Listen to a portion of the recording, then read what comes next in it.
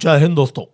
No time पे no time पे no time देते जा रहे थे और कैंसिल होते जा रहे थे, और मैं पिछले एक महीने से यहाँ पे आपको रिपोर्ट कर रहा था हर रोज क्या हो रहा था। और हम सब पूछ रहे थे कि भाई इंडियन नेवी कर क्या रहा है, भाई बार बार कैंसिल कर रहे हैं।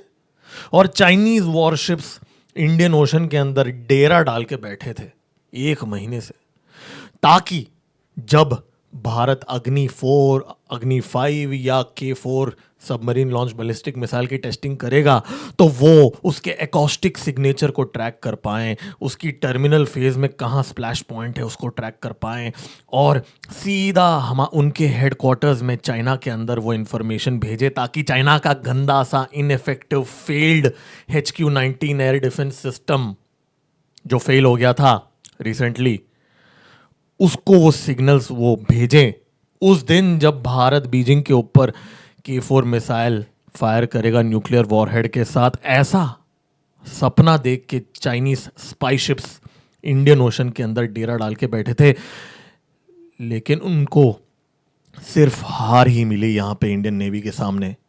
मुंह झुका के, सर झुका के उन्हें अब वापस जाना पड़ेगा। बेइज्जती कर दी आज इंडियन नेवी ने उनकी। वो इंडियन नेवी को ट्रैक करने आए थे, लेकिन इंडियन नेवी ने उनको ट्रैक करके, उनकी बेइज्जती करके, नंगा करके उन्हें अब वापस भेजा जा रहा है चाइनीज स्पाई शिप्स को। दोस्तों, इस वीडियो में हम K4 submarine launched ballistic missile की जो टेस्ट आज हुई है उसके बारे में बात करेंगे, और भारत ने चाइना का कैसे बैंड बजाया, यहाँ पे क्या गेम खेला है, और आउटस्मार्ट कैसे कर दिया भारत ने चाइना को, इसके बारे में हम बात करेंगे इस वीडियो में। दोस्तों, इस वीडियो को लाइक कीजिए, मेरे चैनल को सब्सक्राइब कीजिए। मेरा नाम है गिरीश और आप देख रहे हैं जियोपॉलिटिक्स। चलिए स्टार्ट करते हैं। गेम कर दिया है यार इंडियन नेवी ने आज चीनियों की, और बहुत बहुत बड़ी मतलब तरीके से बेइज्जती की है चीनियों की। 1-1.5 महीने से इंडियन नेवी कंटिन्यूसली नोटैम इशू कर रहा था, नोटैम आर भी इशू कर रहा था बे ऑफ बंगाल में। ठीक है, मैंने एक टेबल भी जस्ट बनाया है कि मतलब पिछले एक महीने में क्या क्या ये किया था। ऑलमोस्ट हर हफ्ते पहले 3485 का नोटैम इशू किया था, 500 किया था, फिर अचानक से कैंसिल कर दिया, फिर 1190 का अचानक कर दिया, फिर वापस 3550 का कर दिया, फिर वो भी कैंसिल कर दिया, फिर वापस 3240 का कर दिया। इतने सारे चेंजेस कर दिए, मतलब पूरा खिचड़ पिचड़ पता नहीं क्या हो गया। और कल रात को एक रिपोर्ट आई थी, मैंने रिपोर्ट किया था कि भाई नोटैम आर कैंसिल हो गया था, नोटैम नहीं, नोटैम आर कैंसिल हो गया था। और जैसे ही नोटैम आर कैंसिल हो गया, हमको लगा कि यार वापस कुछ नहीं होगा यार, अगले दिन भी यही रिपोर्ट होगा। और आज भाई खेला हो गया, बीजिंग का बहुत बड़ा खेला हो गया, क्योंकि भाई वो जो काम करने आए थे वो कंप्लीटली असफल हो गए। हमारे नोटैम्स इतने सारे हमने चेंज कर दिए, इतने सारे हमने कंफ्यूजिंग सिग्नल्स बना दिए, अरेबियन सी में हमने रख दिया, हमने यहाँ डाल दिया। अब ये देखिए मैप के अंदर मैं आपको दिखा रहा हूँ, तो चीनी कंफ्यूज हो गए कि हमारा जो मिसाइल, देखिए मैं आपको सबसे पहले एक बात बता दूँ, K4 submarine launched ballistic missile है, ठीक है। इसकी जो रेंज है माना जाता है 3500, लेकिन आपको तो पता ही है इंडियन आर्म्ड फोर्सेस का क्या होता है, DRDO का क्या होता है, 5000 तक अपना मस्त जाता है रेंज। लेकिन एनीवेज ऑफिशियल रेंज 3500 है। तो अभी वैसे टेक्निकली बे ऑफ बंगाल में हमारी जो INS पिछले बार अरिघात से फायर हुआ था, ये पिछले नवंबर में, इस बार माना जा रहा है अरिहंत जो नया चकाचक जो नया हमने सबमरीन लॉन्च किया न्यूक्लियर पावर्ड, उसमें से हुआ, ऐसा माना जा रहा है। तो अब ये सबमरीन कहीं पे भी हो सकता है, ठीक है, और कहीं पे भी हो सकता है। अभी हो सकता है वो कहीं पे भी करके वो कहीं पे भी फायर कर सकता है। तो नोटैम जो होता है वो एयरमैन के लिए होता है, नोटैम आर जो होता है वो मरीनर्स के लिए होता है। नोटैम आर जो है वो लीगली एनफोर्सेबल नहीं होता, क्योंकि ये इंटरनेशनल वाटर्स में होता है। तो यहाँ पे ये जो नोटैम आर कल कैंसिल कर दिया, तो यहाँ पे चाइनीज जो वेसल थी 22 दिसंबर को यहाँ पे खड़ी थी, शिन हुई यी करके, हमारे अंडमान के एकदम सामने। फिर अचानक नोटैम आर कैंसिल हो गया। तो कुछ तो यहाँ पे हुआ है जो हमें ये बताता है कि सडनली इंडियन नेवी को लगा कि यार ये एक मोमेंट परफेक्ट है, चाइनीज कोई भी वेसल उस पोजीशन में नहीं है जो हमें ट्रैक कर सके, और उन्होंने कर डाला टेस्ट, और चीनी जो है वो इसको ट्रैक नहीं कर पाया। देखिए अब एक्चुअल में हमारी, देखिए, और मैं आपको एक बात बता देता हूँ, जो मिसाइल की जो ट्रेजेक्ट्री थी ना, मैं जस्ट एक लेमन लैंग्वेज में बता रहा हूँ, बहुत ज़्यादा टेक्निकल नहीं जाऊँगा। ये जो मिसाइल थी डिप्रेस्ड ट्रैजेक्टरी की थी, मतलब फ्लैट, ऐसा नहीं कि पूरा ऊपर। बैलिस्टिक मिसाइल कैसे करता है, वो ऐसे जाके ऐसे आता है, राइट। वो भी बाय द वे बहुत डिफिकल्ट होता है इंटरसेप्ट करना, लेकिन डिप्रेस ट्रेजेक्टरी वाला तो और ज़्यादा ये होता है, क्योंकि ये फ्लैट जाता है ना, तो रडार इसे पकड़ नहीं पाते। तो इसलिए बहुत डेंजरस मिसाइल है चीनियों के लिए। उनकी जो ऑपरेशन सिंदूर में HQ-9 सिस्टम पाकिस्तान को बचा नहीं पाई ना, हमने लाहौर एयरपोर्ट पे बॉम्ब कर दिया वहाँ पे, या नूर खान में बॉम्ब कर दिया ना, उनकी सबसे बेस्ट एयर डिफेंस सिस्टम। और उनकी HQ-19 सिस्टम जो है वो उनकी अब सबसे एडवांस एयर डिफेंस सिस्टम है। उसके लिए अगर उसको हिट ट्रैक करना है, इंटरसेप्ट करना है, तो उसको रडार सिग्नेचर्स की ज़रूरत है, एकॉस्टिक सिग्नल्स की ज़रूरत है, ट्रेजेक्ट्री की ज़रूरत है, राइट। वो ट्रेजेक्ट्री को ढूंढने के लिए चाइना ने, जी जिनपिंग ने अपने बंदों को यहाँ पे भेजा, भाई फील्डिंग लगाओ, भारत कहाँ टेस्ट करके मिसाइल कहाँ गिरेगा टर्मिनल जगह पे, मतलब कहाँ स्प्लैश पॉइंट होगा पानी पे, उसको ट्रैक कर दो। वो इन्फॉर्मेशन ले लेंगे, कहाँ से लॉन्च हुआ था उसका एकॉस्टिक सिग्नेचर ले लेंगे, और बीच में ट्रेजेक्ट्री ट्रैक कर लेंगे, और हमें पूरा समझ में आ जाएगा कि K4 मिसाइल काम कैसे करता है, इंडिया के सबमरीन्स कैसे काम करते हैं। लेकिन भारत ने इस गेम में आउटस्मार्ट कर दिया चाइना को। देखिए, K4 मिसाइल की खासियत यह है कि मार्क 7.5 स्पीड पे चलता है। कुछ लोगों का मानना है इसकी स्पीड उससे भी ज़्यादा है। ये तो ऑफिशियल 5 है, अनऑफिशियल 7.5 है, लेकिन अनऑफिशियल में लोगों का मानना है इससे ज़्यादा फास्ट है। तो चीनी क्या, उनके बाप भी इसको इंटरसेप्ट नहीं कर सकते विद देयर एग्जिस्टिंग टेक्नोलॉजी। और इसकी जो रेंज है, जैसे मैंने कहा 3500 है, उससे ज़्यादा भी हो सकता है। इससे पहले जो, इसके पहले का जो वर्जन था K-15 सागरिका, उसका जो रेंज है वो 750 है। और हमारे INS अरिघात और अरिहंत में 4 K7 मिसाइल फिट हो सकते हैं, बड़े मिसाइल्स हैं। और अगर K-15 चाहिए तो 12 फिट होते हैं।